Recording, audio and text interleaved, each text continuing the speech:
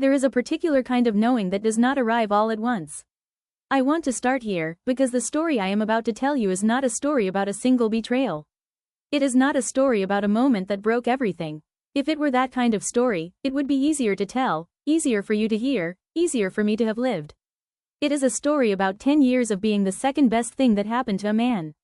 Not unloved. I want to be precise about that from the beginning, because precision is the only thing that has ever made this story bearable to me. Daniel loved me. I believe that completely, and I believed it for the entire 10 years of our marriage, and I believe it now, sitting here telling you this. But there is a difference between being loved and being chosen. I was loved. I was never, not once in 10 years, the thing Daniel would have chosen first if the choice had ever actually been available to him. The choice became available again on a Tuesday in February, 3 years ago. Her name was Eleanor. This is the story of what happened when she came back.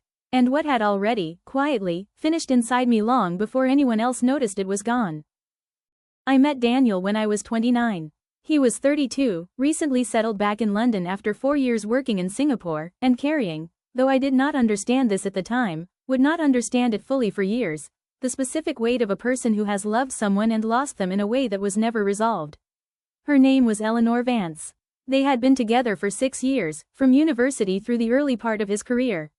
They had been, by every account I ever heard, from Daniel himself, from his friends, from the specific way people's voices changed when they mentioned her, the kind of couple that other people pointed to.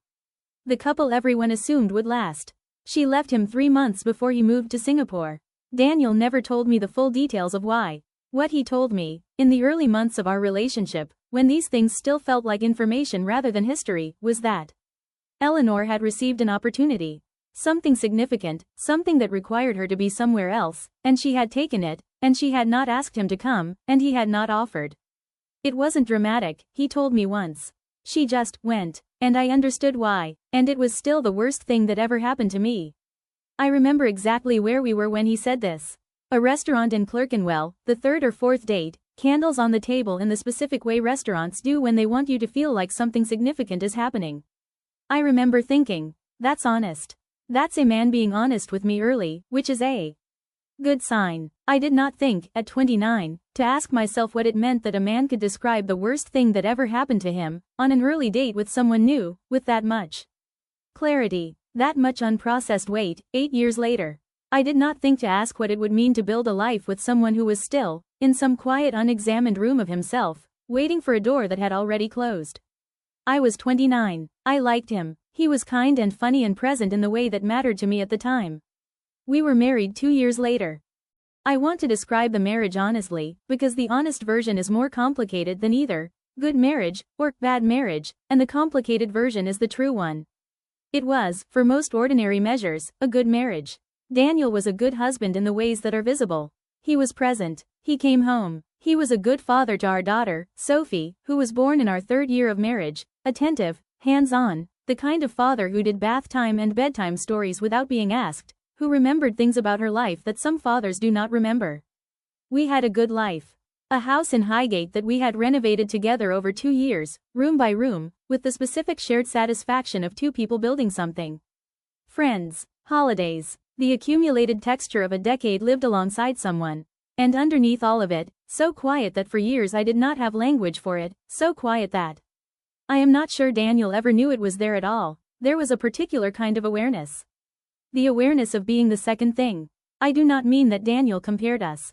He did not. I do not mean that he spoke of Eleanor often, or that her name was a presence in our daily life. For most of the marriage, she was not mentioned at all, a name from before, filed away, the kind of history every adult carries and does not examine. What I mean is something harder to describe. There is a way that some people love, a way that is total, unguarded, given without reservation, because they have never needed to protect themselves from it.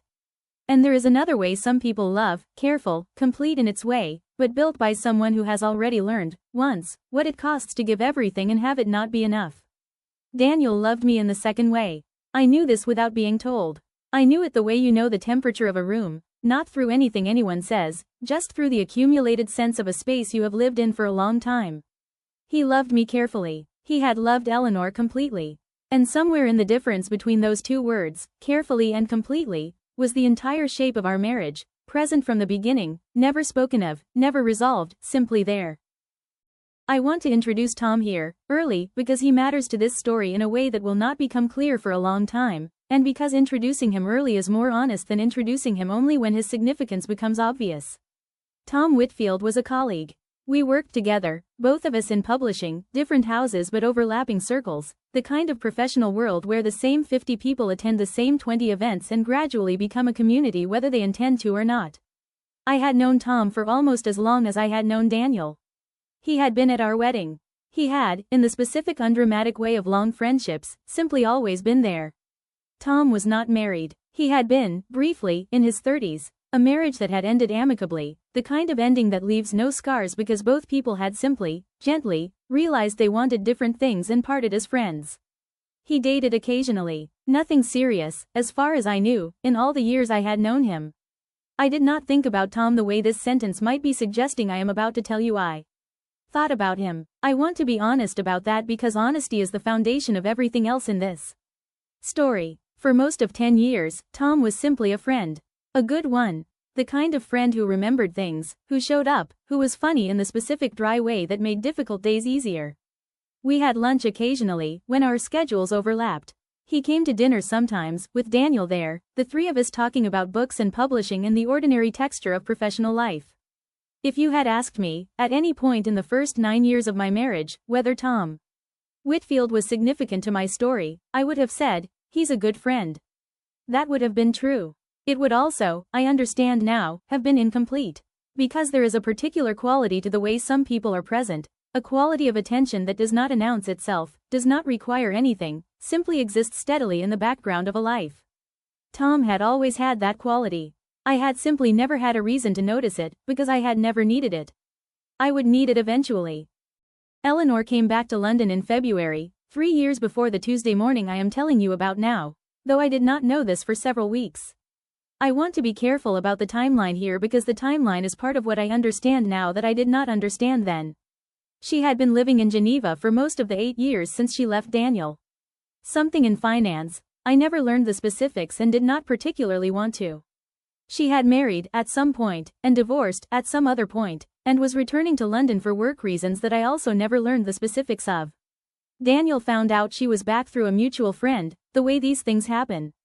Someone mentioned, at a dinner, in the casual way people mention things, "Did you hear? Eleanor's back in London?" I was at that dinner. I watched Daniel's face when he heard it. I want to describe this carefully, because it was not dramatic.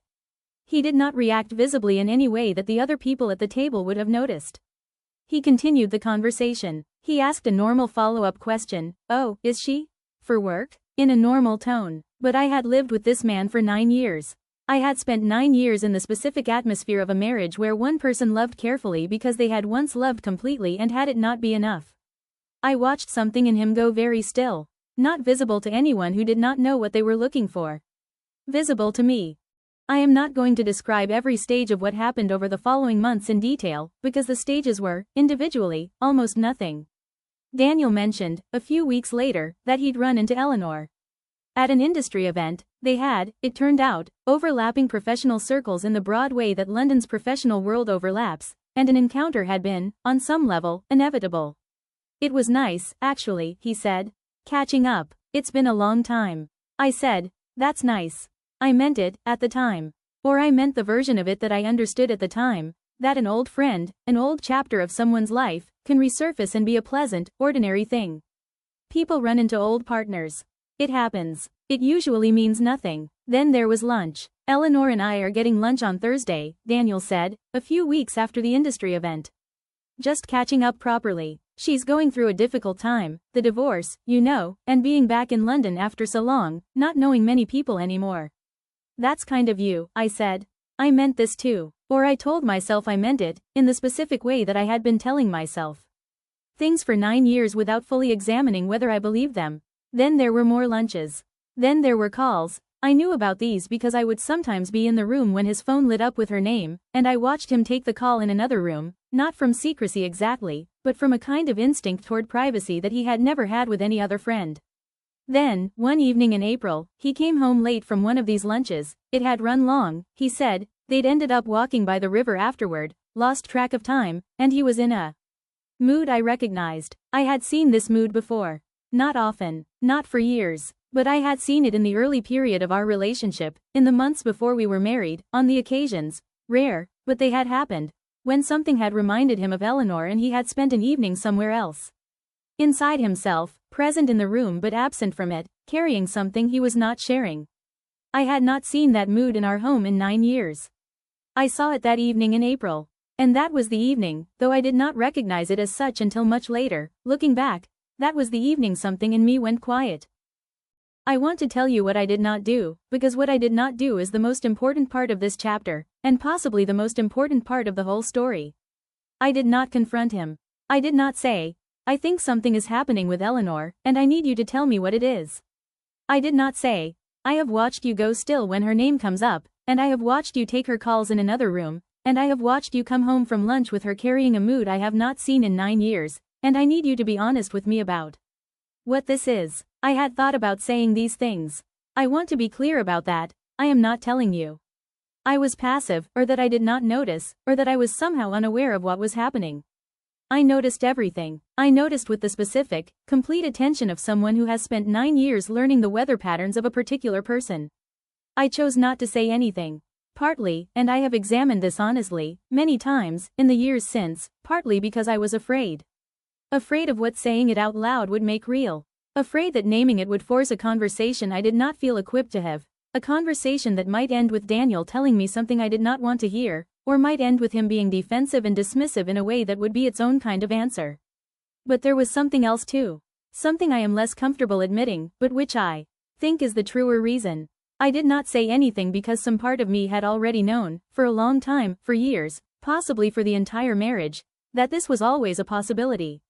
That Eleanor was always, in some sense, a door that had not fully closed.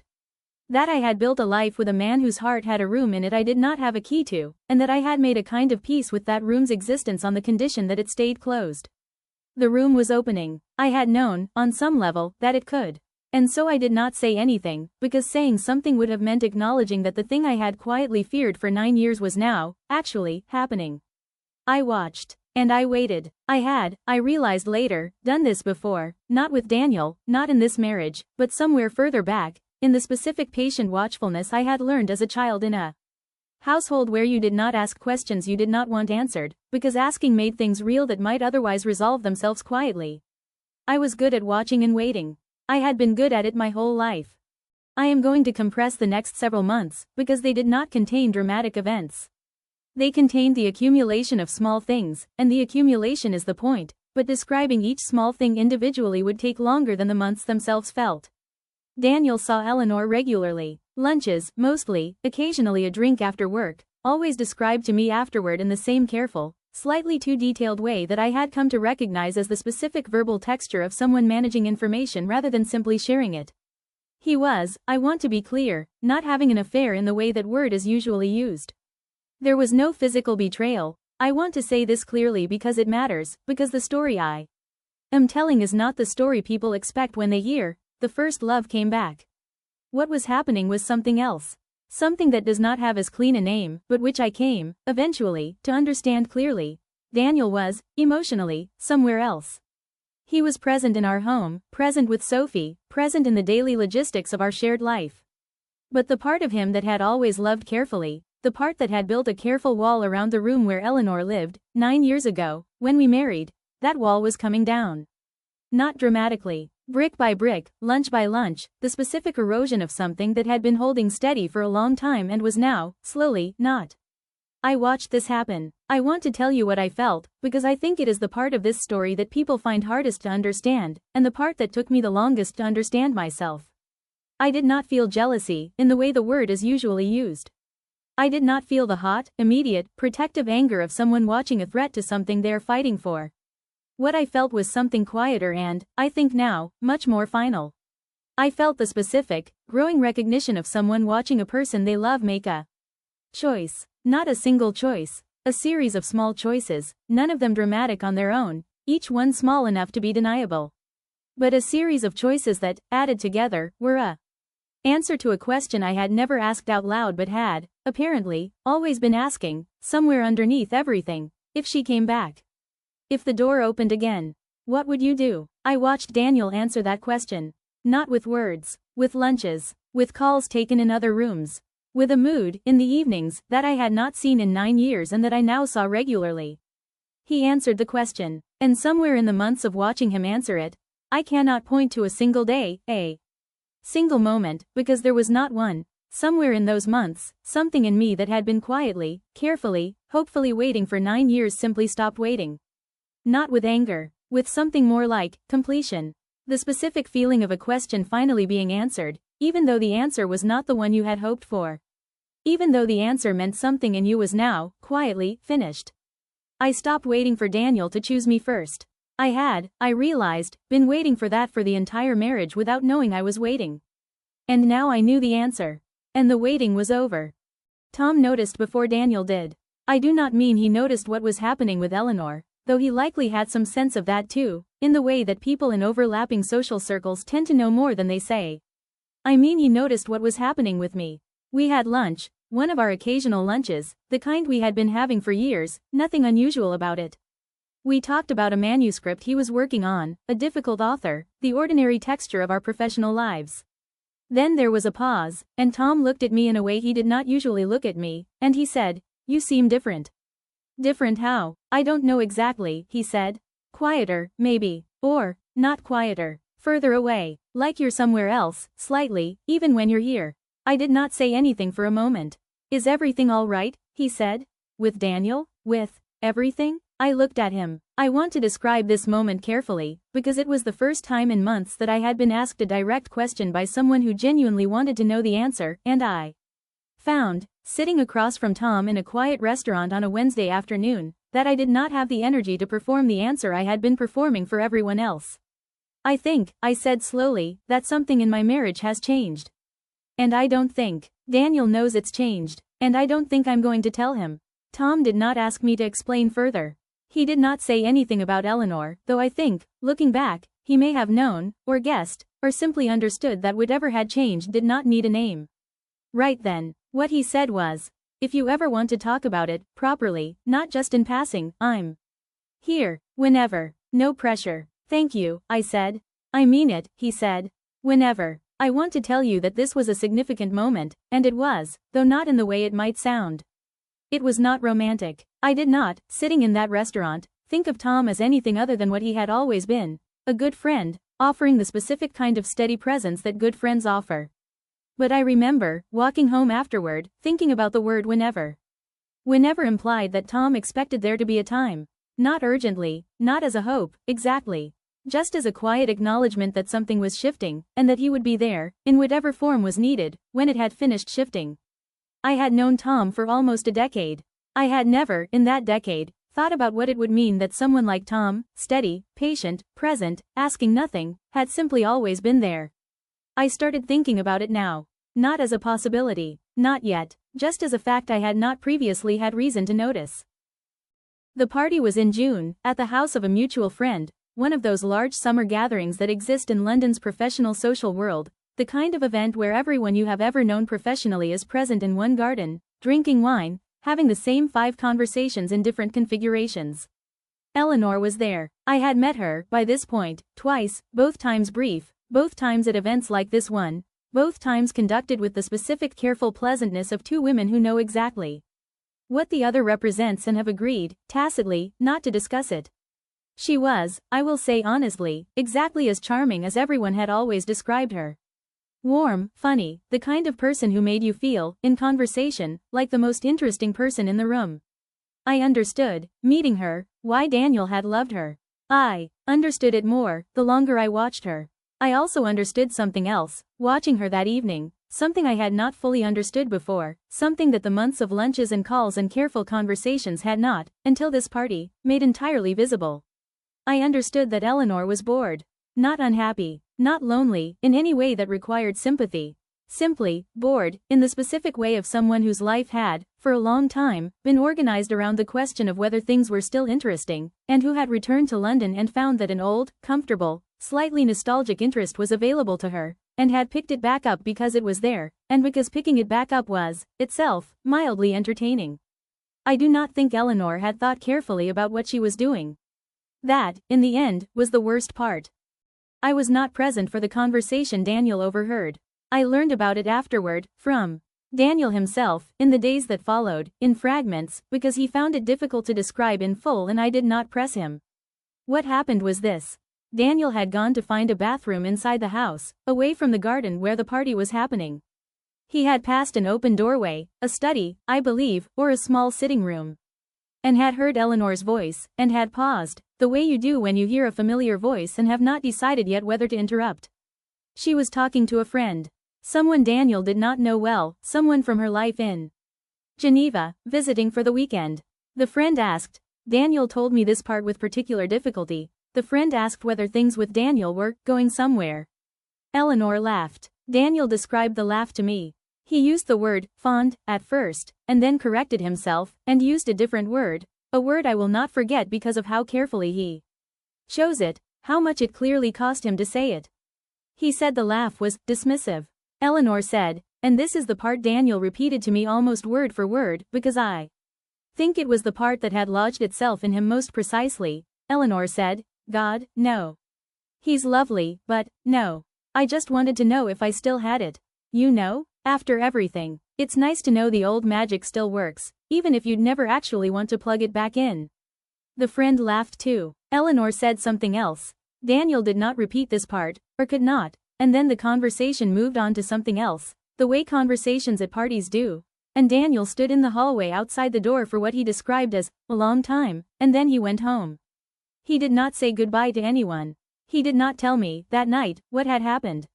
He told me 3 days later. I want to describe those 3 days, because they were the days when I understood, completely and finally, the thing I had been quietly arriving at for months. Daniel was different for those 3 days. Withdrawn, quiet, present in body but absent in the way I had become familiar with over the previous months, except now the absence had a different quality. Before, the absence had felt like someone who was somewhere else, pleasantly, voluntarily. Now it felt like someone who had been somewhere else and had just been told, abruptly and humiliatingly, that the somewhere else did not actually want him there. I did not ask what was wrong. I want to be honest about why. It was not coldness, or it was not only coldness. It was that I already knew, in the specific way I had known things about Daniel for 10 years, that something had happened with Eleanor, and that whatever it was, it had not gone the way the previous months had been quietly suggesting it might go. I did not need to ask. I simply waited, again, the thing I was good at, the thing I had been doing for months, and on the third evening, after Sophie was asleep, Daniel sat down across from me at the kitchen table and told me what he had overheard. He cried while he told me.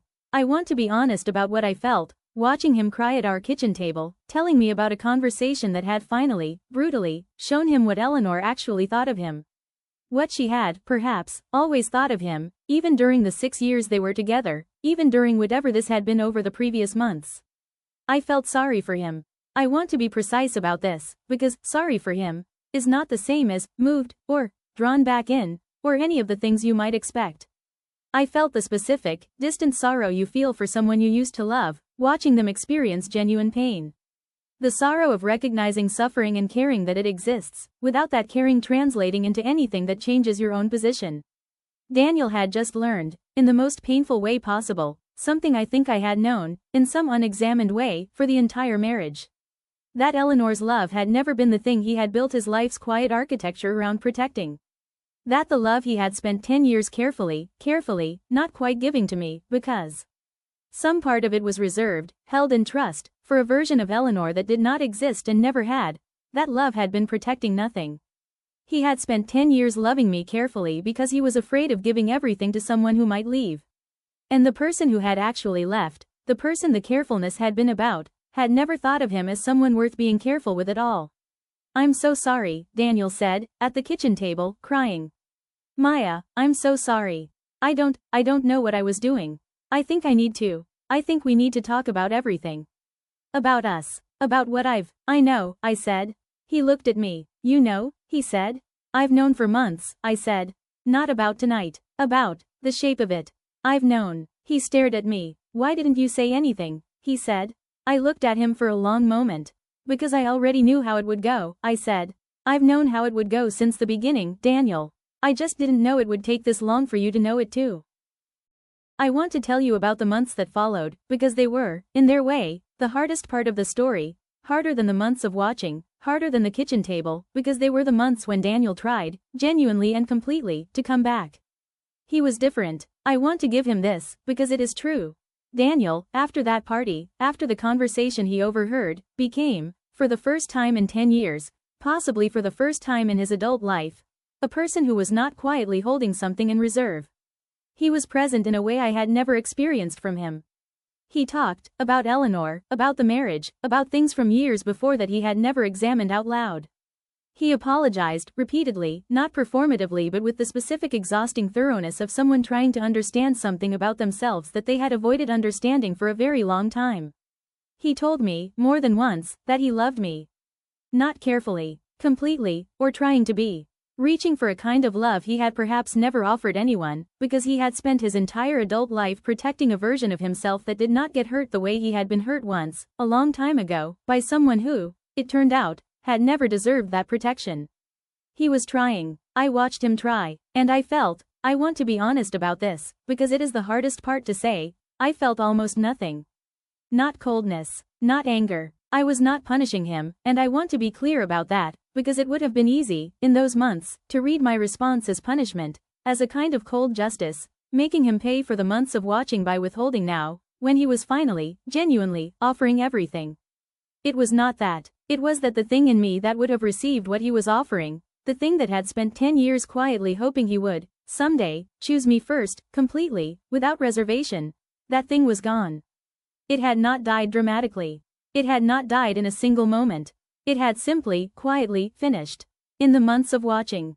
In the specific moment, I still cannot point to it precisely, when I stopped waiting.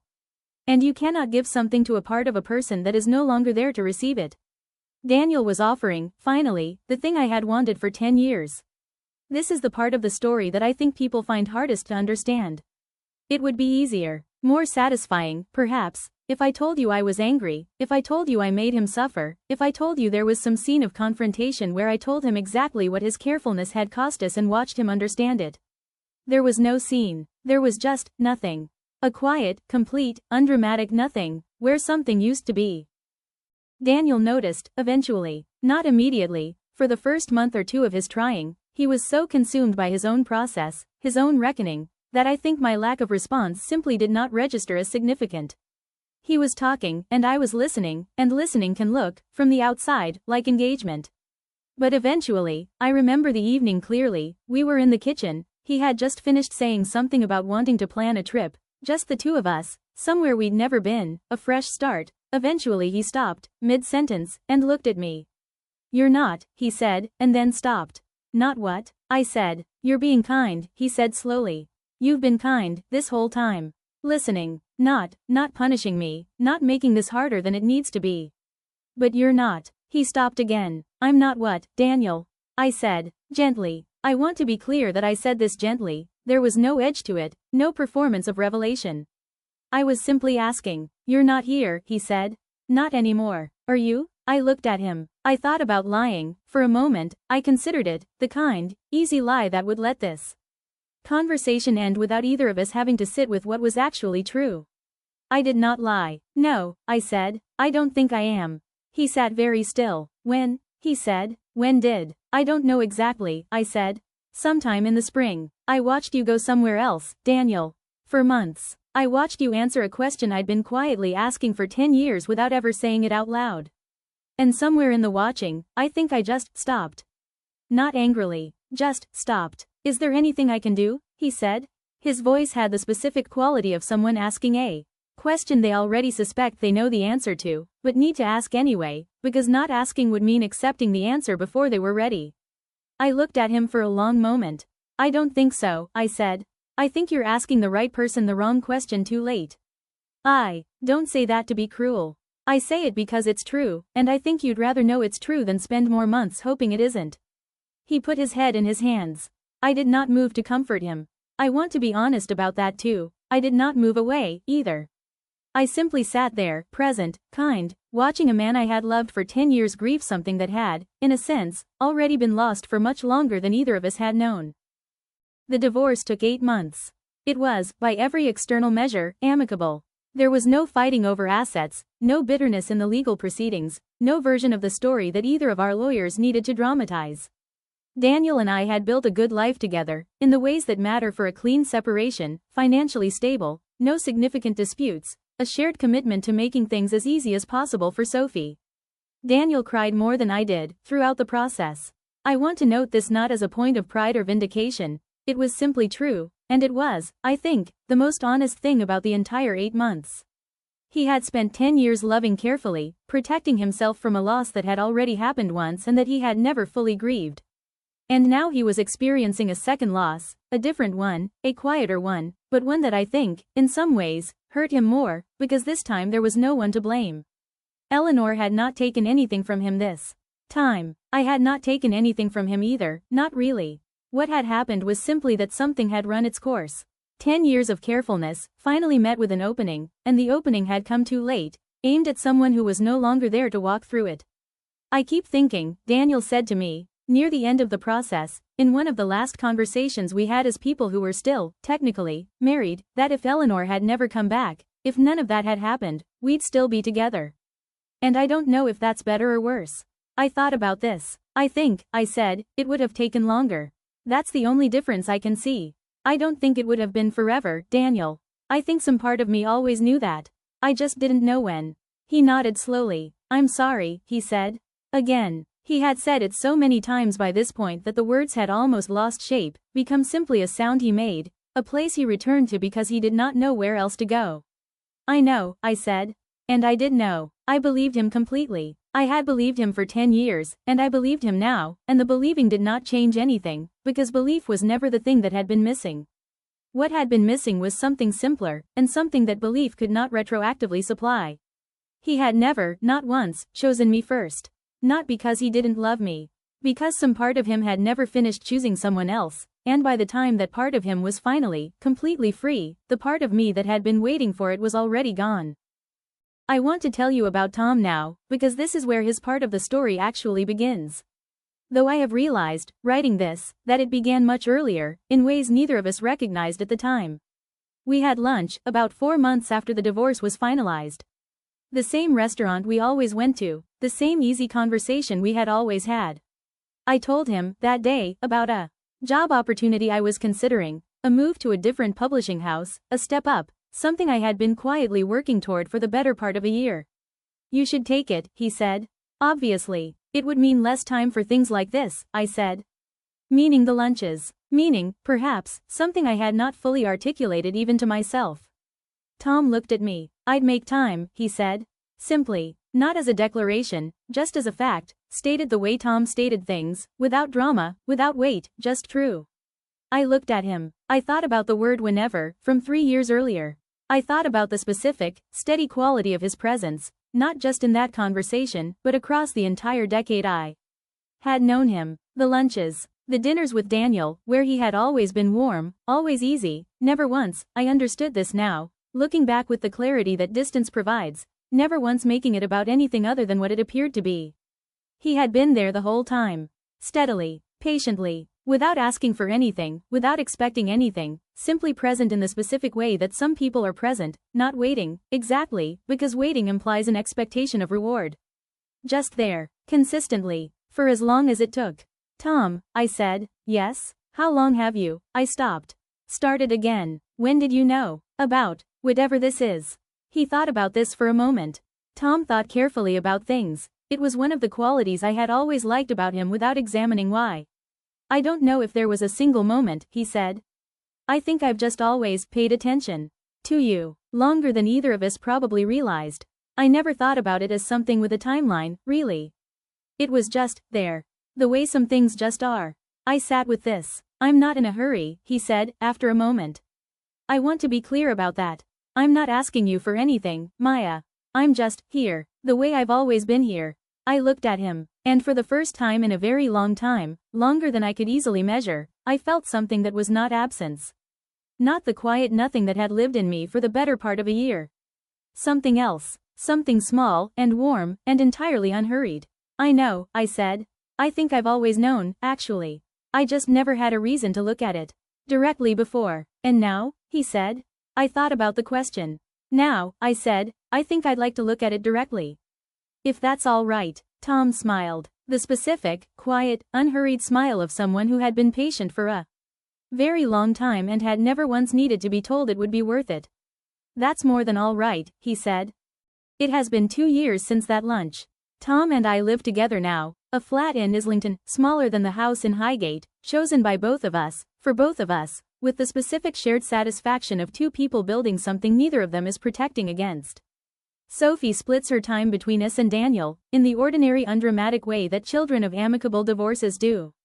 She is, by every measure that matters, doing well. She likes Tom, has liked him for years, actually, in the easy way children like adults who have simply always been kind to them without performance.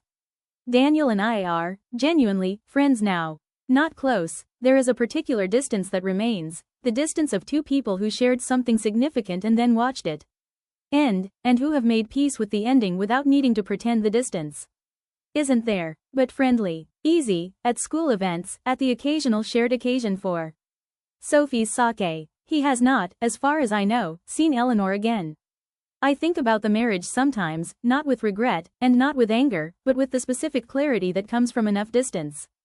10 years of being loved carefully by a man who had once loved completely and had it cost him everything. I do not think Daniel ever stopped loving me, in his way.